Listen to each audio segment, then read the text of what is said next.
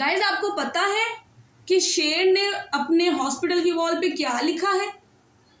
किसी को भी नहीं पता है कि उसने अपनी वॉल पे क्या लिखा है। उसने जो वॉल पे राइट अप किया हुआ है, corona, I am sad, shut up, मर गए, दिल धर के सब याद आया, वो तेरी याद। मतलब ये क्या लिख रहे हो भाई वॉल पे?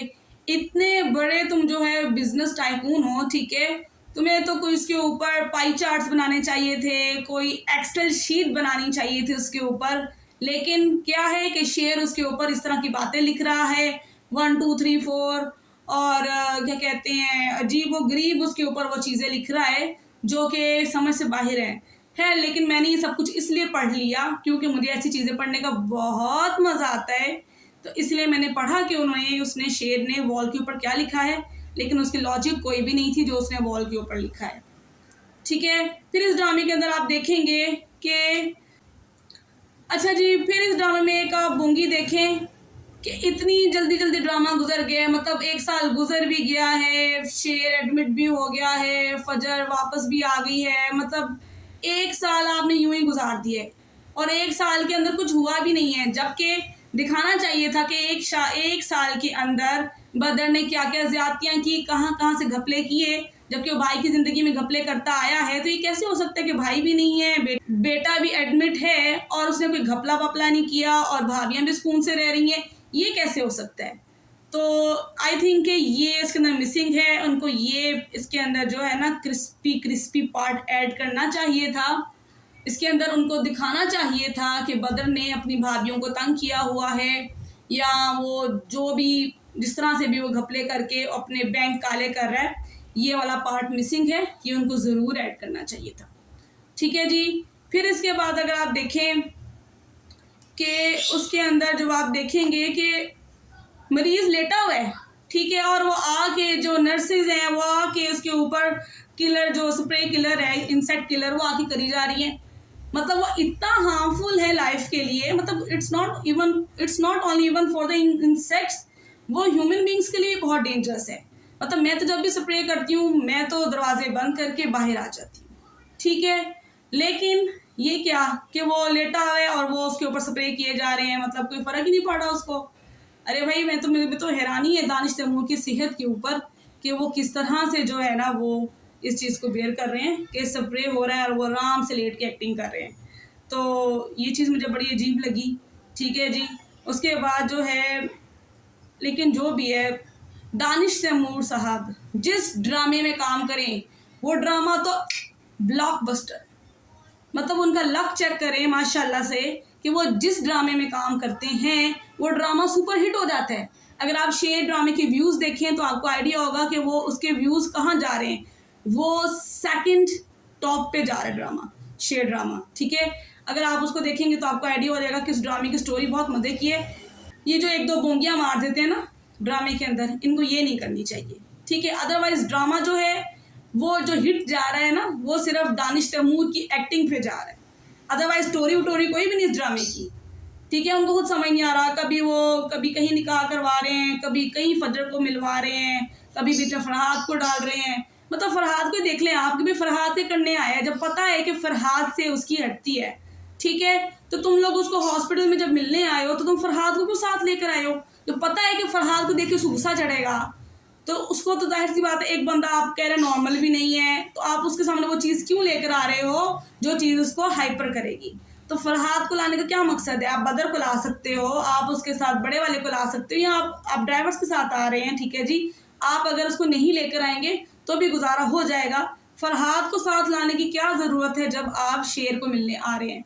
और बेचारा वो किस बेदिली से कह रहा है कि जो लोग बीमार होते हैं तो क्या उनकी माएँ भी मर जाती हैं, ठीक है। मतलब वो इतना मिस कर रहा है अपनी माँ को कि वो कह रहा है कि उनकी माएँ भी मर जाती हैं, क्या माँ को उनकी याद नहीं आती?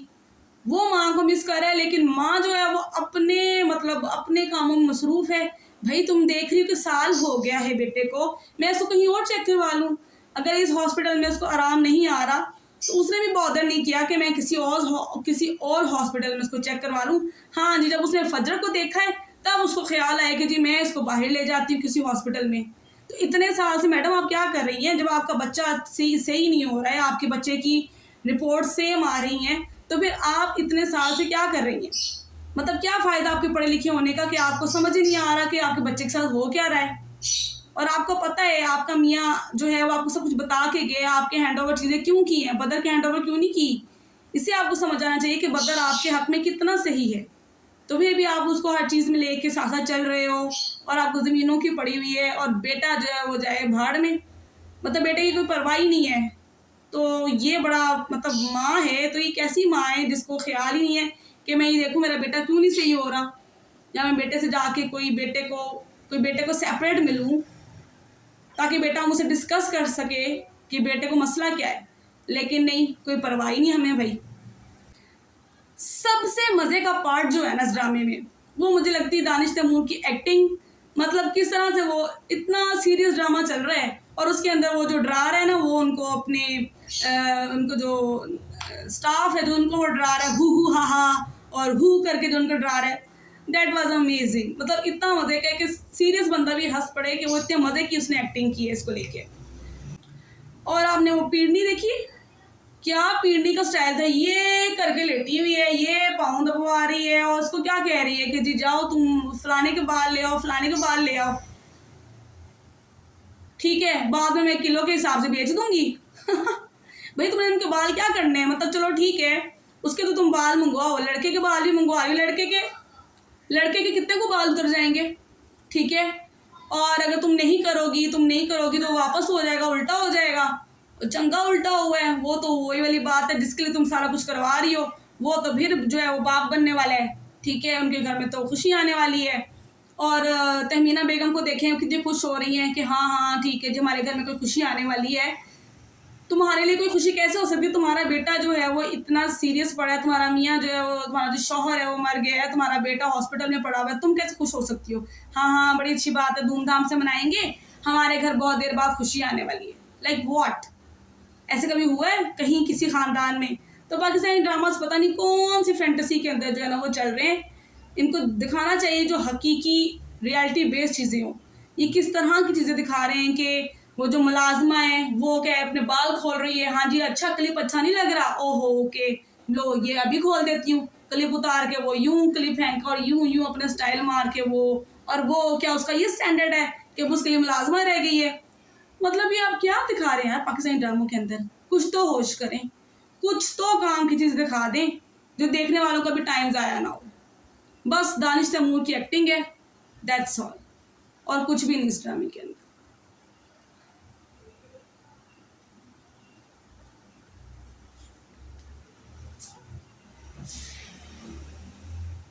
और अगर आपको मेरी वीडियो पसंद आई हो, आपको कोई भी पॉइंट अच्छा लगा हुआ हो तो कमेंट में ज़रूर मेंशन करिएगा और मेरी वीडियो को लाइक एंड सब्सक्राइब करना मत भूलिएगा। So wait for the next video, तब तक के लिए अल्लाह हाफिज़।